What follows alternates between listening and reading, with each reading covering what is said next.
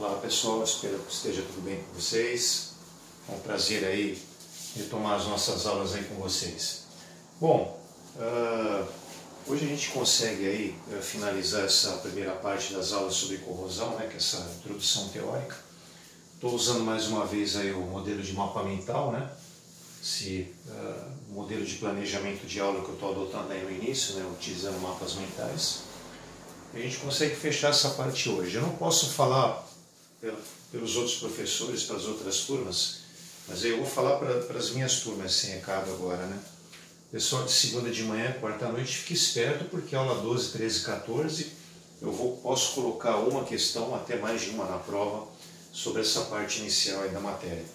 Bom, na aula passada a gente falou bastante sobre ensaios de corrosão, né?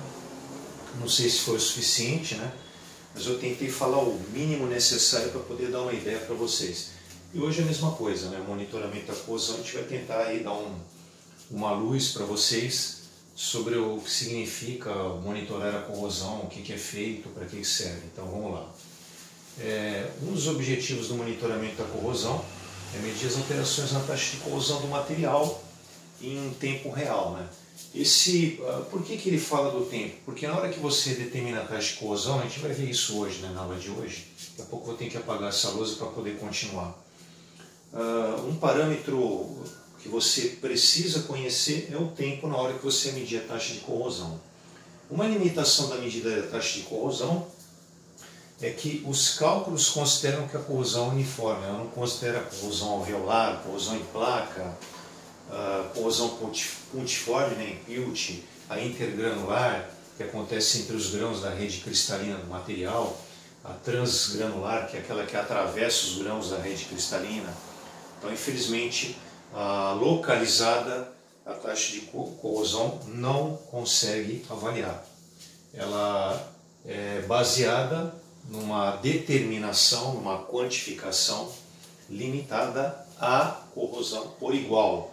Não existe uma corrosão preferencial no material metálico. É uma corrosão de forma igual. Você distribuiu de forma igual na superfície externa do material. Tudo bem? Bom, outro objetivo aí do monitoramento da corrosão é detectar as alterações do comportamento na frente do material à frente da corrosão.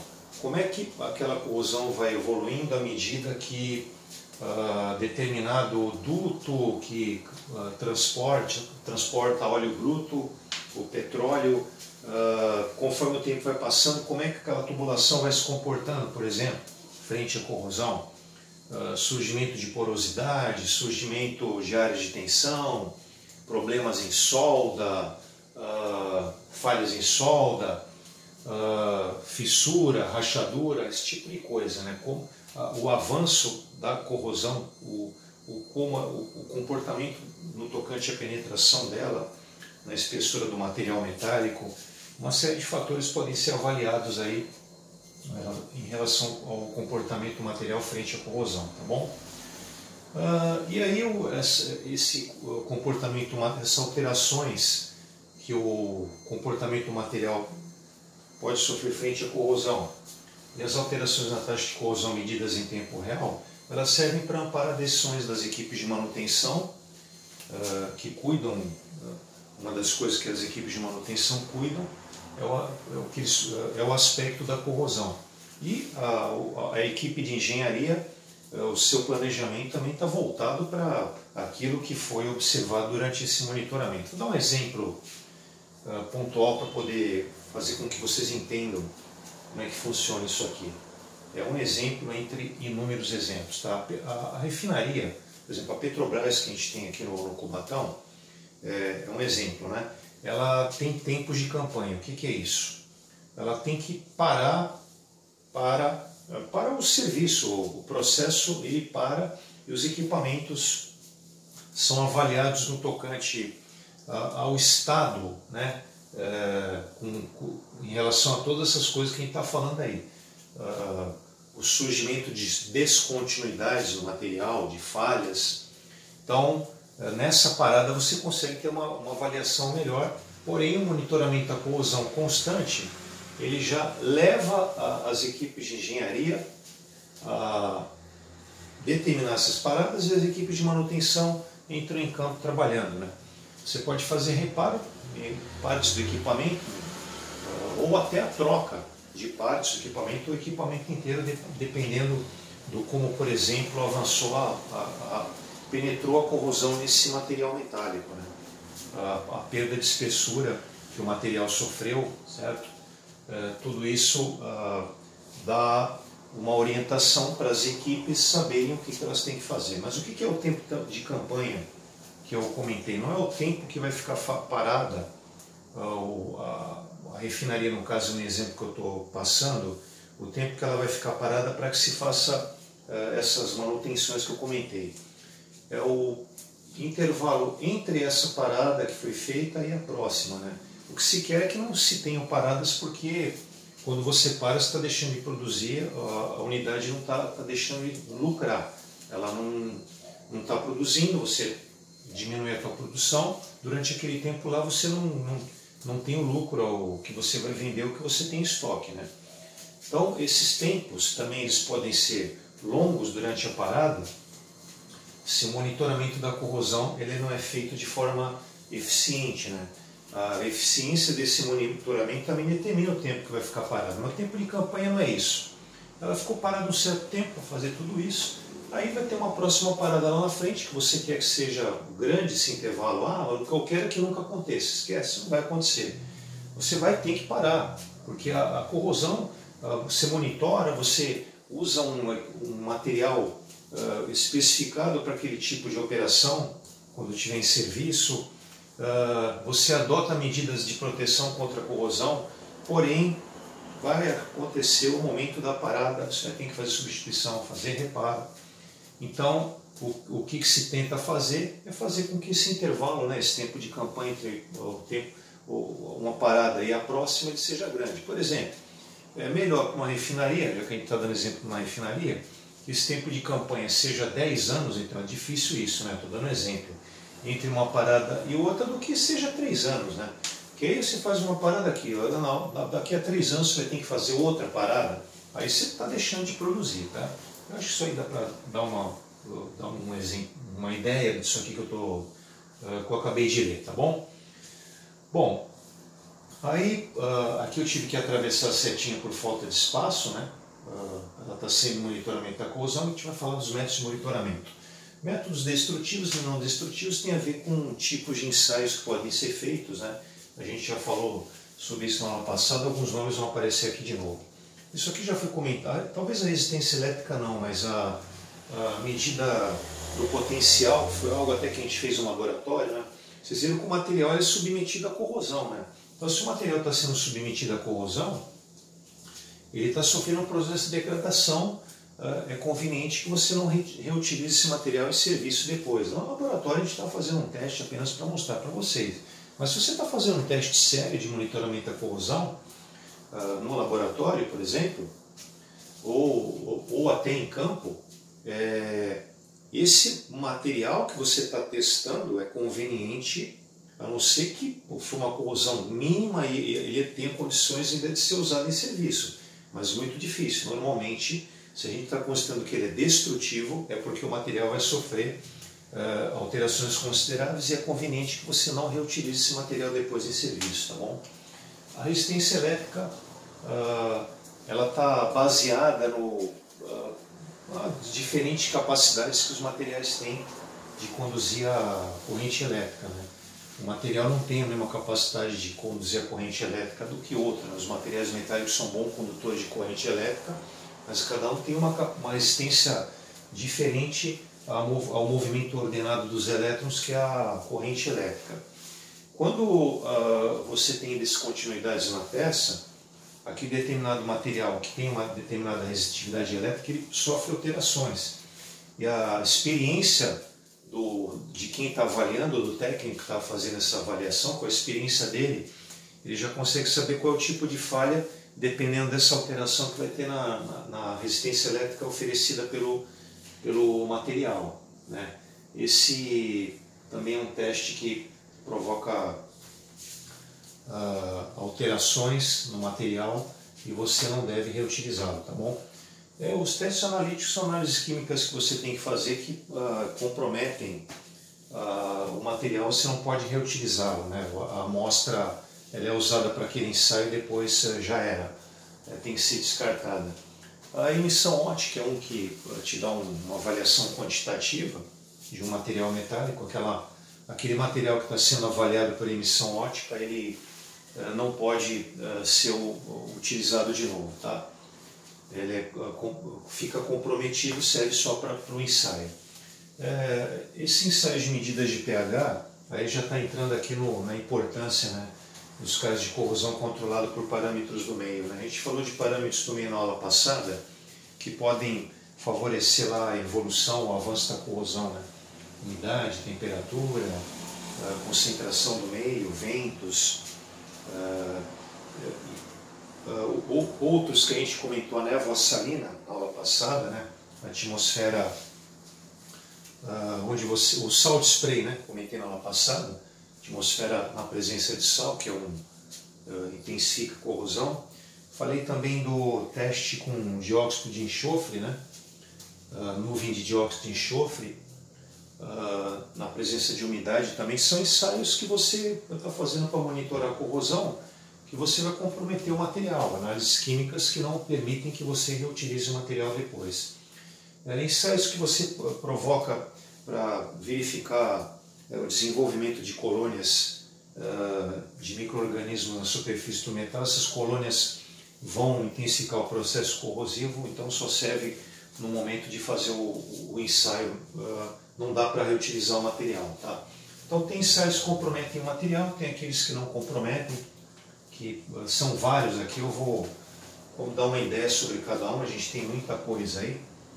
Não são testes muito simples, parece simples assim num primeiro momento, quando eu explicar aqui, mas todos eles exigem grande experiência de quem está fazendo a avaliação, tá bom? Outros mais experiência, outros menos, por exemplo, o ultrassom requer muito treinamento e o cara fica atalhado com o tempo de prática, né, para fazer a avaliação. Bom, vamos começar com o exame visual, né? Sujeito a falha porque você está fazendo uma avaliação macro, né, com os olhos do ser humano, então é suscetível à falha. Ele é limitado porque você não consegue fazer nenhum tipo de diagnóstico dessa forma no interior do material metálico, apenas na superfície do material metálico. Existem locais em que você faz essa avaliação que é difícil acesso, tá? Além do acesso ser difícil, às vezes a iluminação também é ruim e aí o exame visual fica comprometido, né? Em casos como esse, se você quiser fazer um exame visual, você pode usar câmeras e inclusive iluminação artificial para te auxiliar, tá bom? Mas dificilmente você vai usar só o exame visual para fazer o monitoramento da corrosão. Você usa o visual e outros exames, por exemplo, com ultrassom para complementar, ou até além do ultrassom, outros mais que a gente vai falar aí hoje. Por exemplo, o de radiografia para equipamentos que trabalham em condições onde a exigência mecânica é grande, por exemplo, dutos que carregam petróleo, gasodutos que transportam gás mineral, os equipamentos metálicos são usados em refinarias, né? São altas exigências mecânicas de temperatura. É pertinente que esse exame radiográfico ele seja feito inclusive antes do equipamento ser colocado em serviço, né? Não só durante o momento lá que ele está em serviço, porque o fornecedor ele te vende um material metálico lá que atende às especificações da norma que você tem que atender na hora de utilizar para aquele tipo de aplicação. Mas será que realmente está atendendo? Faça o teste, né, antes de colocá-lo em serviço, tá? A radiografia, nesses casos, ela é mais intensa do que quando a gente faz o raio-x, né?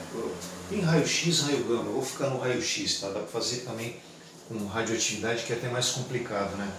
O esquema de segurança que envolve esses testes é bem maior do que qualquer outro aqui que eu vou comentar, tá bom? Por conta da radiação, obviamente. Então esse exame por raio-x, ele é um exame que usa uma radiação 10 vezes maior do que torno de 10 vezes maior do que aquele que a gente é submetido no exame de raio-x, quando você vai verificar algum problema que aconteceu na tua perna, no teu braço, né? Quando passa pelo ortopedista. Usado, como eu disse, na indústria petroquímica, na indústria do petróleo, e uma infinidade de outras aplicações, tá? Bom, aqui eu já expliquei, tem muita coisa, não posso me perder aqui. Eu já falei de exame visual, radiografia, não estou seguindo uma ordem, né? O PIG instrumentado, ele é muito usado também onde é mais usado, isso é uma aplicação que eu lembro aí, né, da época da engenharia do petróleo, são robozinhos que percorrem tubulações que transportam, por exemplo, petróleo, né? Você não consegue observar, obviamente, quando está em serviço o material dentro da tubulação, do duto, né? Ele consegue fazer registro fotográfico e por imagem em tempo real para quem está fora, né? Isso por sensores, né? Então você consegue olhar lá na tela do computador que está fazendo o monitoramento nesse sentido, das imagens observadas dentro da tubulação para poder fazer o monitoramento da corrosão, tá? Então é muito usado aí no transporte aí de óleo bruto. O que mais que a gente tem aí? Líquido penetrante são substâncias usadas para mostrar naquele material metálico que está sendo avaliado, né, monitorado no tocante à corrosão, se existe porosidade, se existe fissura, trinca, porque ele vai penetrar por essas descontinuidades, né? Mas é um método limitado, porque no momento que você vai fazer a limpeza, né, obviamente que o material tem que estar bem limpo para você fazer um teste como esse. Fica difícil depois, se for muito profunda a falha, o material vai penetrar e você não vai conseguir retirar depois e acaba sendo não sendo um teste não destrutivo, né? Então ele fica limitado a falhas mais superficiais, a utilização do líquido penetrante. E o tipo de falha é revelado a partir do momento que você faz a limpeza do líquido penetrante, coloca uma outra substância que é chamada de reveladora, né? E aí você consegue identificar onde está a falha e o tipo de falha, mas é um exame limitado, porém não requer grande experiência do técnico que está fazendo a avaliação. Bom, PIG instrumentado já foi, exame visual, líquido penetrante. Vamos aqui para partículas magnéticas. Esse também é limitado, tá? Só pode ser usado em materiais ferromagnéticos, ferro, níquel, cobalto. Você precisa de um ímã para isso, né? Esse material que vai ser magnetizado em teste, repetindo, né? Só dá para fazer isso com ferro, cobalto e níquel. Os materiais ferromagnéticos apresentam comportamentos distintos no tocante à manifestação do campo magnético nesse determinado material. Quer dizer, ele tem um fluxo magnético característico, existe um fluxo magnético característico, uma manifestação do campo magnético característica dependendo do tipo de material, tá? Então você já tem um bom banco de dados lá, padrões de referência do comportamento do campo magnético para diferentes materiais. Aí o que acontece quando o material apresenta uma descontinuidade? Você tem lá um padrão para o comportamento do campo magnético para o aço com numeração X. Aí na hora que você vai fazer um ensaio para esse aço com numeração X, o campo magnético sofre alterações, né? Claro que o avaliador tem que ter experiência na hora de observar esse registro para poder saber, a partir do momento daquele tipo de alteração que o campo magnético sofreu, né, aquela interrupção que ele sofreu, que é provocada por falhas, por descontinuidades, aquele tipo de alteração pode estar associado a um determinado tipo de defeito, né? Uma fissura, uma trinca, o material apresentar porosidade excessiva. Então esse tipo de coisa dá para ser avaliado aí por essa alteração do campo magnético no teste por partículas magnéticas. É um ensaio também não destrutivo. Correntes parasitas você precisa de uma bobina, né? Porque a variação na impedância da bobina é que vai determinar o tipo de falha, né? A bobina impõe ao material uma corrente elétrica. E esse material, detalhe aqui, importante falar disso, por corrente parasita é diferente de partícula magnética. Aqui dá para fazer o teste com material ferromagnético ou não, tá? Portanto, não existe a limitação do que existe no teste de partícula magnética. Então você aplica com a bobina uma corrente elétrica no material que está sendo testado, tá? Esse, obviamente, vai aparecer um campo magnético em torno desse material e vai apresentar um determinado fluxo magnético. Isso vai provocar o que na bobina? Uma mudança na impedância dela. Essa variação na impedância já tem que se ter um conhecimento prévio, né? Um bom banco de dados, experiência do avaliador, sobre a variação da impedância que normalmente o material apresenta. Porém, quando ele apresenta descontinuidades, apresenta falhas, né? O processo corrosivo já está acontecendo nesse material, já aconteceu, ele vai, obviamente, também vai provocar modificação na variação da impedância, porém vai ter uma variação característica para aquele tipo de defeito, né? Então você consegue localizar o defeito e verificar o tipo de defeito por esse teste, tá? O que mais está faltando aqui? Emissão acústica, ultrassom. Vamos deixar o ultrassom para o final aí, que é talvez o mais importante e o mais usado. São ondas, tá? As ondas acústicas, tá? Não são ondas sonoras. Quando que elas se manifestam num determinado material? Tanto a emissão acústica como a de ultrassom, elas se manifestam no material, tá? Só que elas são diferentes, o que dá origem a cada uma delas. Na emissão acústica, o material tem que ser submetido a uma variação de temperatura, uma exigência térmica ou uma exigência mecânica, como uma compressão, uma deformação. Então você está provocando uma tensão no material. Aí como é que aquele material se manifesta? Emitindo ondas acústicas, que são ondas elásticas, que apresentam a manifestação por reflexão, por difração. Então, normalmente o material metálico, estando submetido, tendo sofrido corrosão ou não, ele vai apresentar essa emissão acústica. Então você já tem lá um banco de dados, o avaliador, o técnico, ele é experiente. Ele já sabe que aquele determinado material ele tem um determinado comportamento quando ele é submetido a um esforço de compressão, por exemplo. Só que se ele apresenta descontinuidades, apresenta falhas, essa emissão acústica ela vai sofrer modificações. Dependendo do tipo de modificação, você consegue identificar o tipo de falha que está acontecendo ali no material provocada pela corrosão, né? O equipamento que recebe essa reflexão, quando acontece a emissão acústica, ele tem um dispositivo chamado transdutor que transforma as ondas acústicas em sinal elétrico. E aí essa manifestação do sinal elétrico é interpretada no equipamento por quem tem experiência para fazer essa interpretação.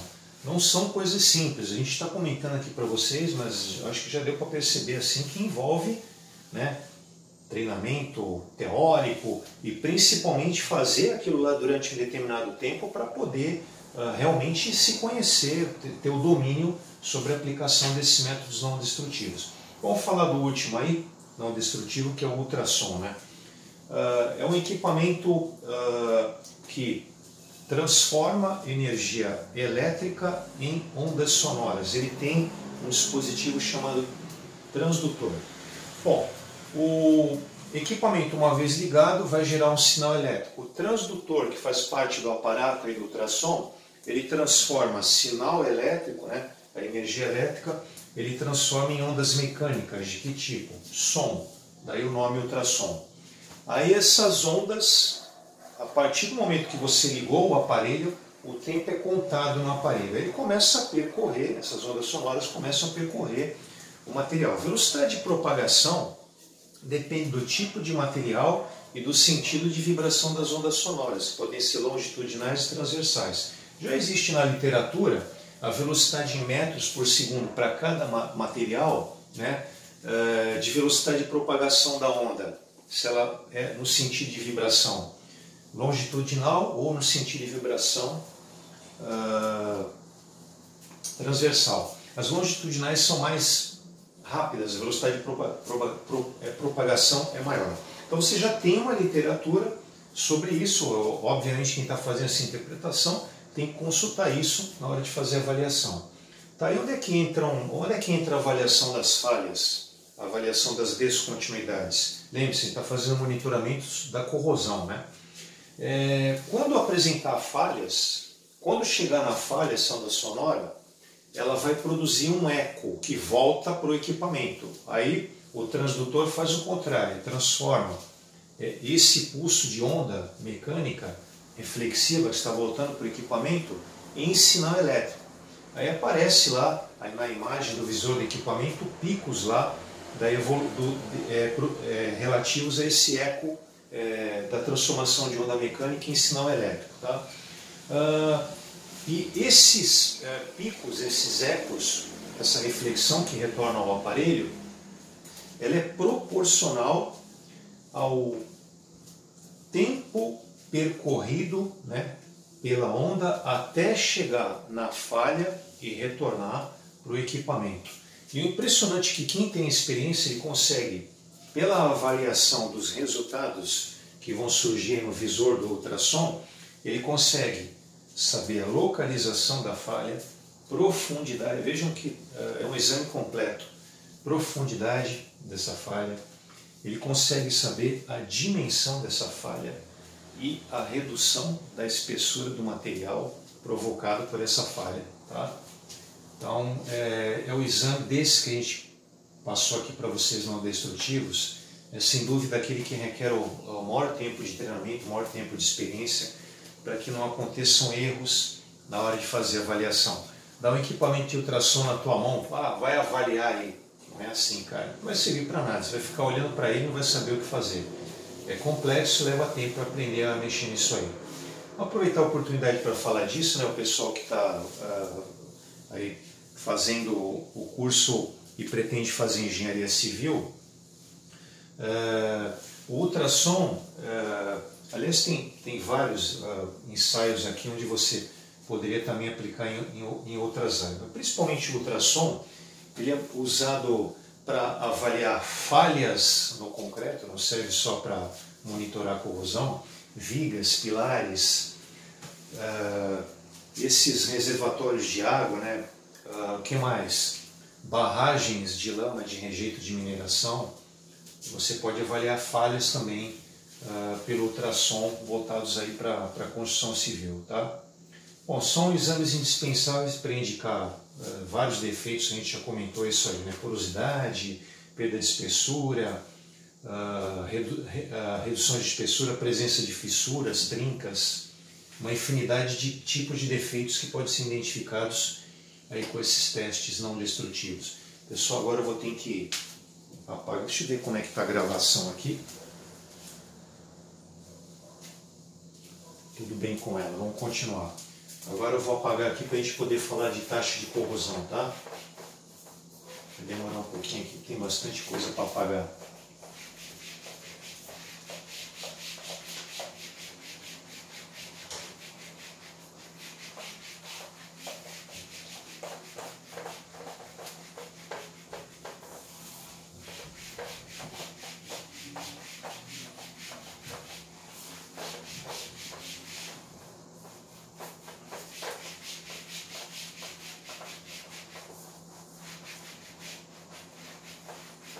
Bom, então, como a gente comentou aí, uma das maneiras de monitoramento da corrosão, uma das coisas para que serve o monitoramento da corrosão é a taxa de corrosão. A taxa de corrosão, ela só considera a corrosão uniforme, quer dizer, distribuída igualmente na superfície externa do material.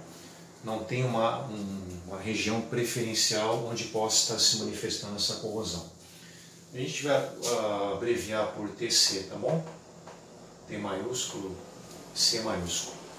A primeira forma de medir a taxa de corrosão é a taxa de corrosão em MDD. que é igual a ΔM sobre a área vezes o tempo. Vou dar uma destacada aqui, eu vou mudar a cor da caneta, tá? Esse segundo D aqui, ó, seria o tempo, tá? O que é esse tempo? É o tempo de exposição do material naquele determinado meio corrosivo, tá? Então, tempo tem que ser em dias, por isso está aparecendo o D lá. A área da superfície externa da peça sofreu uma corrosão uniforme submetida ao meio corrosivo. Então aqui a área em decímetro quadrado, tá? Por isso que aparece esse primeiro D aqui. E o ΔM significa a perda de massa sofrida pelo material exposto ao meio corrosivo. Então ΔM. Perda de massa é dada em miligramas, tá? Por isso que aparece M aqui. Então vejam que o material está exposto a um meio corrosivo. Obviamente, para você determinar essa perda de massa e chegar na taxa de corrosão, tem relação aqui com a área dessa peça e com o tempo que o meio ficou exposto ao meio corrosivo. Então o MD dele é muito usado na prática, só que existe a limitação de você não conseguir, praticamente não ter ideia, você não consegue visualizar a penetração, quanto penetrou a corrosão dentro da estrutura metálica, né? É por isso que se usa muito essas outras duas que eu vou te mostrar agora, né? Você consegue converter a taxa de corrosão em MDD, né? Miligrama, decímetro quadrado dia, para polegada por ano. Então, vou mostrar ela aqui, ó. Essa caneta aqui está começando a ficar ruim, ou a lousa está precisando ser apagada com álcool primeiro. Então eu vou mudar para a caneta azul aqui, ó. Como aparece aí o I, vamos mostrar aqui depois do lado o que significa, tá? Então, para que você consiga calcular a taxa de corrosão em polegada por ano, você tem que conhecer a taxa de corrosão em MDD. Aí tem esse 696, que eu já vou te explicar o que é. E aqui é a densidade, tá? Bom, o que é aquele I que aparece ali? Vem de int, tá? Passando para a língua portuguesa, é polegada, tá? O int. O Y, o P é por mesmo, né? Tá? Então nem vou escrever. É de year, faltou o A. O year significa ano. Traduzindo aí para a língua portuguesa. Então, polegadas por ano. Isso aqui eu já te mostrei. E o que é o 696, professora? Fator de conversão. Converter o que no que? Taxa de corrosão em MDD em taxa de corrosão em polegada por ano. E o D, vou colocar aqui no canto, é densidade. Para você não ter problema de unidade, na hora que você colocar naquela fórmula, tem que estar em grama por centímetro cúbico a densidade, tá bom? Então, se você tem a densidade normalmente ela é dada, né, ou se você não tem, você procura na literatura, mas isso não vai acontecer nas nossas aulas, tem que te fornecer isso aí, né? Aí você, conhecendo essa aqui, você consegue achar em polegada por ano. Quando você tem conhece a taxa de corrosão em polegada por ano, o que ela está te informando? Em cada um ano, o quanto penetrou essa corrosão em polegadas. E essa aqui, que eu vou te mostrar agora, é a mais importante para mensurar uma equipe de engenharia responsável lá pela parte de corrosão. Qual vai ser a sobreespessura na hora que esse material estiver em serviço que vai ter que ser utilizada, né? Normalmente se utiliza uma espessura do material metálico maior para que ele tenha um tempo de vida útil mais longo na hora de utilizá-lo. E um dos fatores que vai ser determinante para que você consiga mensurar essa sobreespessura é a taxa de corrosão em milímetro por ano, né? Então vou mostrar ela aqui, ó. Taxa de corrosão em milímetros por ano. Bom, aqui o mm milímetros, né? Aqui o por e o y eu já comentei anteriormente que é ano, tá bom? Então aqui é só pegar a taxa de corrosão em polegada por ano e multiplicar por 25,4. Da onde que vem esse 25,4? O que acontece é que uma polegada é igual a 25,4 milímetros. Então aí você consegue transformar de polegada para milímetro, tá? Aí o que que ela te mostra aí? Em um ano, o quanto penetrou, quanto avançou essa corrosão em milímetros no material metálico. Tudo bem? Eu vou sair da frente aí para depois vocês darem aquele pause e poder continuar. Para fechar aqui, eu preciso só falar da classificação do material no meio corrosivo. Existem umas classificações que, no caso aqui, pode ser usado milímetro por ano, mas eu vou adotar a polegada por ano aí nas nossas aulas, tá bom? Os outros professores vão fazer a mesma coisa. Então, vou apagar tudo aqui.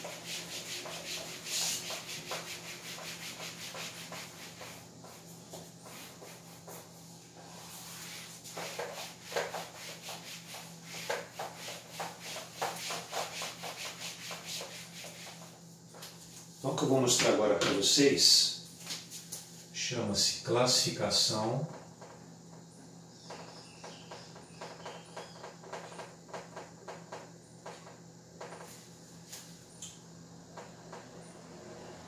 do material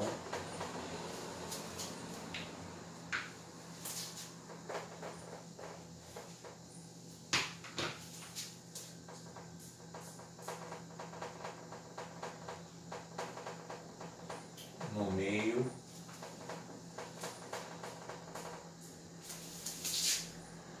corrosivo.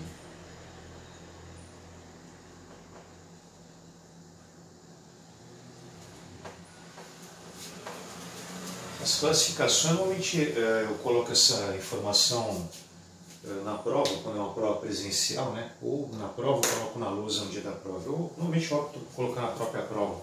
Só não vou ter esse problema porque, ao que tudo indica, a P2 será feito na casa de vocês, assim como foi a P1. Então você tem alta resistência ao meio corrosivo.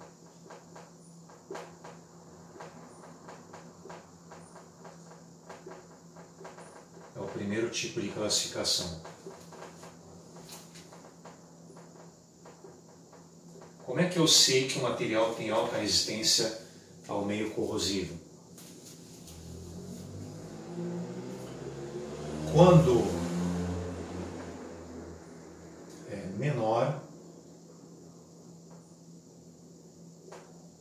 do que 0,05 polegadas por ano. Então, se a taxa de corrosão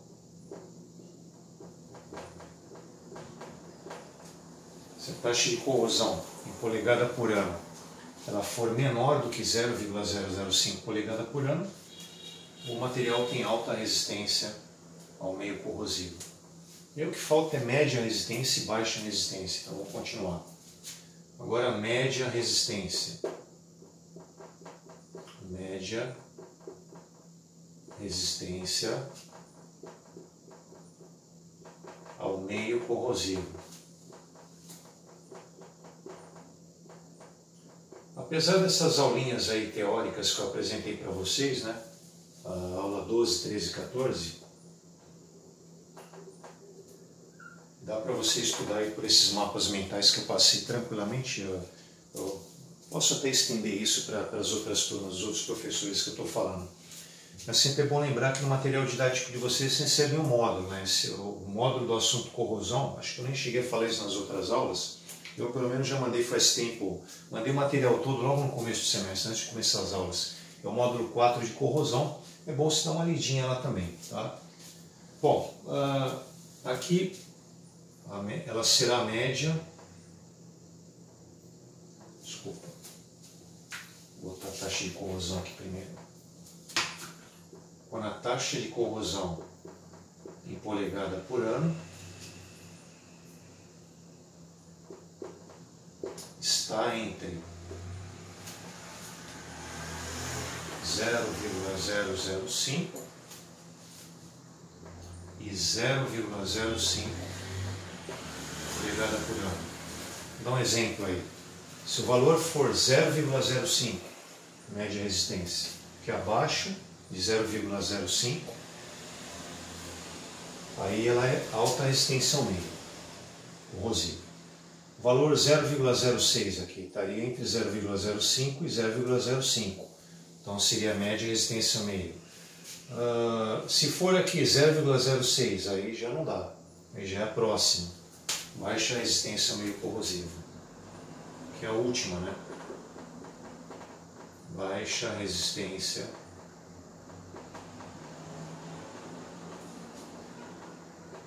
ao meio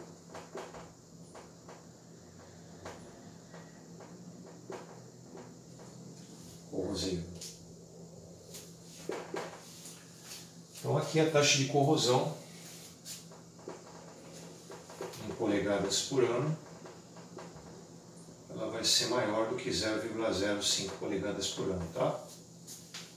Então essa é a maneira de classificar o material em relação à sua resistência no tocante à corrosão naquele determinado meio, tá bom? A gente está terminando aqui essa parte inicial aí do estudo de corrosão, né? Essas primeiras 3 aulas, 12, 13 e 14, a gente não trabalhou com números. Na próxima aula começam a aparecer os números, tá? Os primeiros exercícios que eu vou resolver vão ser voltados para ensaios destrutivos. Depois a gente vai começar a falar dos não destrutivos. No caso dos não destrutivos, se viram que tem muita coisa, você não tenho quase certeza que o material fala só no ultrassom, tá? Ele não vai falar daqueles outros que a gente comentou aí com vocês, tá? Pra vocês terem uma ideia de como é sério esse assunto de corrosão, se vocês fizerem uma busca na internet, vocês vão ver infinidade. Existem inúmeras empresas que oferecem ensaios destrutivos, não destrutivos, oferecem serviços voltados para o monitoramento contra a corrosão. Então, assim, alguém para oferecer um serviço como esse, o cara fez o curso universitário e se especializou nessa área. Quer dizer, o cara é um especialista em relação ao assunto corrosão para poder oferecer serviço de monitoramento de corrosão, tá? Eu espero que as aulas não tenham sido muito pesadas, tá? Fiz o possível aí para poder dar uma ideia de onde que a gente está pisando agora, né? O assunto que a gente está abordando é que, na verdade, a gente já tinha começado o laboratório, mas na teoria a gente não tinha falado nada. Valeu, pessoal. Até a próxima, hein? Muito obrigado.